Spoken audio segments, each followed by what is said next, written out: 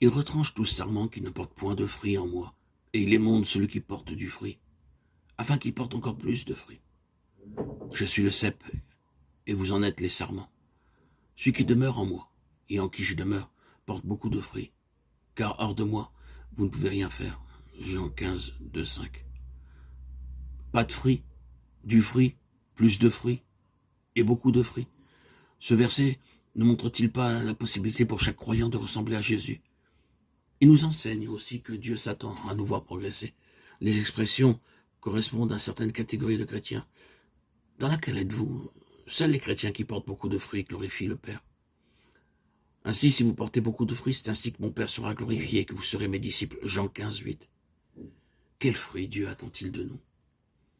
Il nous dit, mais le fruit de l'esprit, c'est l'amour, la joie, la paix, la patience, la bonté, la bénignité, la fidélité, la douceur, la tempérance. La loi n'est pas contre ces choses. Galates 5, 22. Le fruit de l'esprit est l'expression même du caractère de Jésus-Christ dans son harmonie parfaite. Remarquez que le texte ne dit pas les fruits, mais le fruit. C'est l'ensemble de plusieurs grâces, toutes essentielles, pour manifester notre ressemblance avec Christ.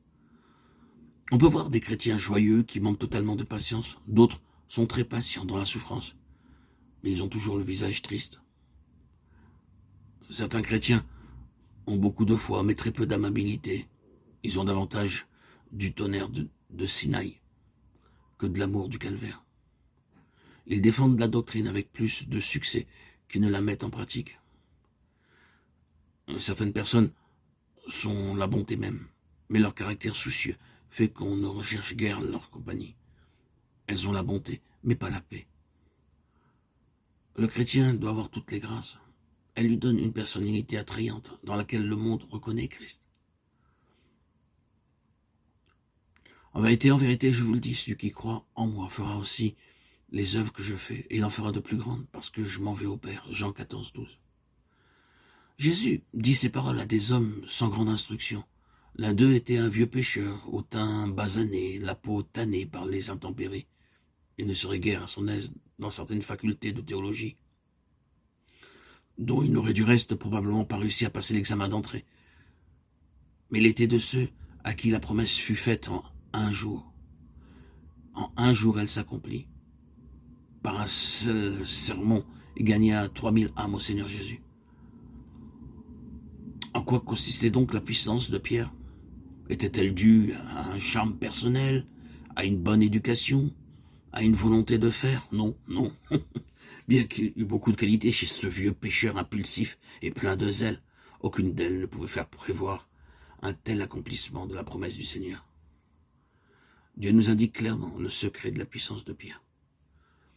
Vous recevrez une puissance, le Saint-Esprit survenant sur vous, et vous serez mes témoins à Jérusalem, dans toute la Judée, dans la Samarie et jusqu'aux extrémités de la terre.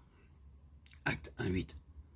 Nous n'avons pas naturellement en nous la puissance qui doit nous permettre de faire les mêmes œuvres et même des œuvres plus grandes. Cette puissance appartient à Dieu. C'est le Saint-Esprit lequel est à notre disposition si nous sommes entièrement consacrés. Cette vie de puissance surnaturelle, cette puissance surnaturelle, l'avez-vous?